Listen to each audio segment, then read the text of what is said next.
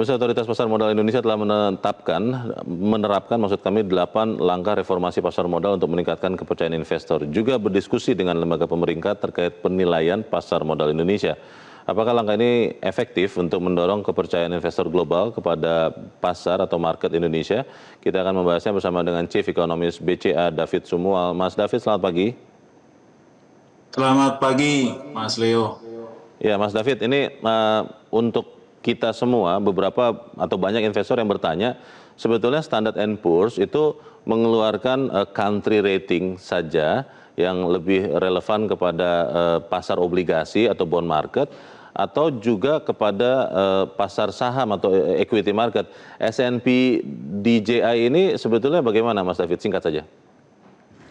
Ya, sebenarnya secara keseluruhan pasar modal ya, tapi khususnya tentu ke pasar saham. Jadi mereka mereview secara berkala begitu keadaan market ya setiap tahun ya, dan mereka memberikan klasifikasi dan terakhirnya S&P Jones memasukkan Indonesia itu ke country classification watchlist ya. Jadi artinya ada kemungkinan kita di downgrade ke frontier. Sekarang posisi kita di emerging market ya, dan isunya sebenarnya yang disorot mirip lah dengan apa yang disampaikan juga oleh ya indeks yang lain seperti MSCI dan juga FTSE. Kalau secara sederhana, kalau kelas-kelas pasar itu sebetulnya Mas David, apakah memang frontier market ini yang paling rendah, yang paling mungkin dalam tanda petik resikonya tinggi, atau seperti apa ya?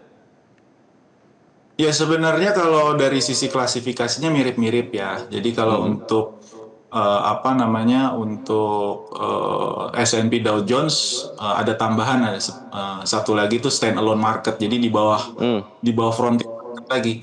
Jadi seperti Argentina itu tahun 2009 mereka di downgrade itu karena isu capital control ya. Jadi pasar modalnya kurang lebih sekitar 60% ya dari peak ke bottomnya.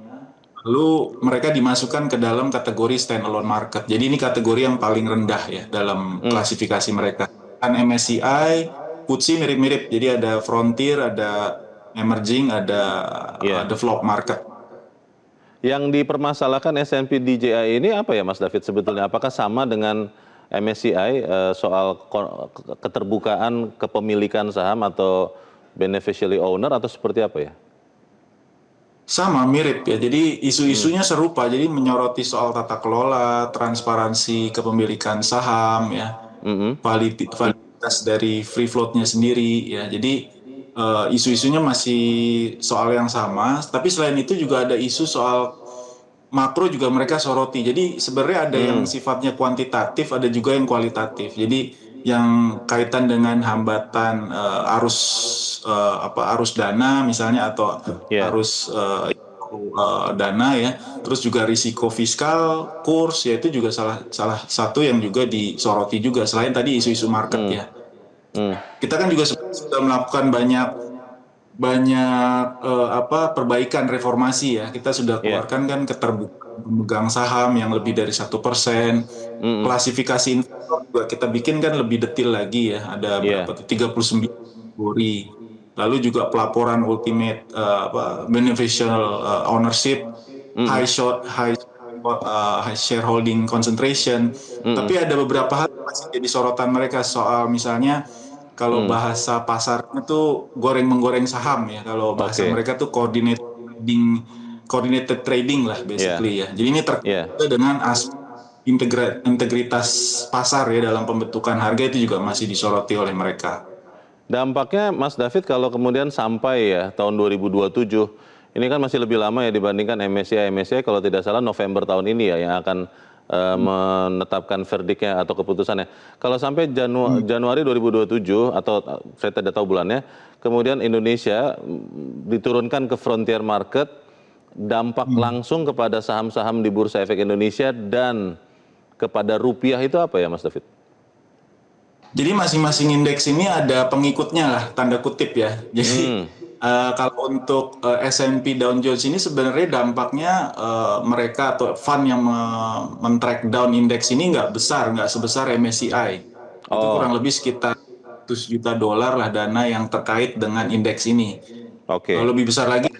Tapi sebenarnya yang perlu kita soroti itu adalah persepsinya. Jadi kalau ada satu yang sudah mengkategorikan ke frontier market pasar kita, ya tentunya akan mempengaruhi persepsi juga secara keseluruhan ya, persepsi investor terhadap market kita. Jadi kalau kita dampaknya, kalau contoh-contoh yang sudah pernah di downgrade ya seperti Pakistan, Maroko, tadi saya sebut Argentina, itu memang dropnya cukup dalam kalau kita lihat di pasar modal mereka ya. Tergantung isunya. Kalau Pakistan soal market cap dan liquidity waktu itu ya, soal liquidity ya.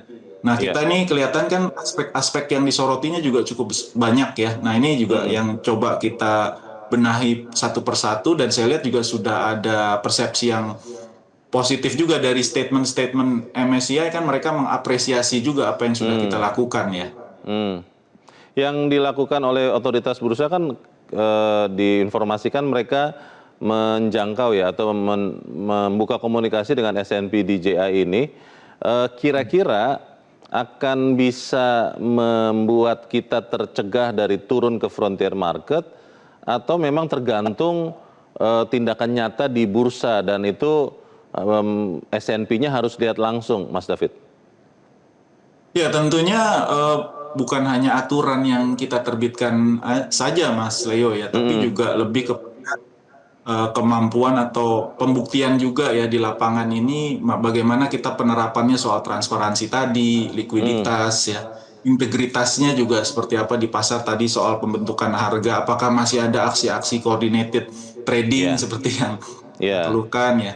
Ini tentunya akan tampak dari respon pasar juga. Kalau respon pasarnya positif, saya lihat misalnya ke depan nih cenderungan positif, berarti market sudah mengapresiasi apa yang kita lakukan ya. Jadi tadi juga kelihatan dari respon pasar juga sebenarnya secara langsung sudah lihat. Respon pasar itu kalau saya terjemahkan, boleh tidak Mas David mengatakan bahwa nilai transaksi rata-rata meningkat mendekati rata-rata harian sebelum ada beberapa warning ini, dan juga posisi neto investor asing, bisa saya terjemahkan itu tidak Mas David? Jadi dari sisi volume kan kita lihat memang agak menurun ya terakhir ya. Jadi kelihatan banyak investor domestik maupun asing ini ya seperti wait and see gitu.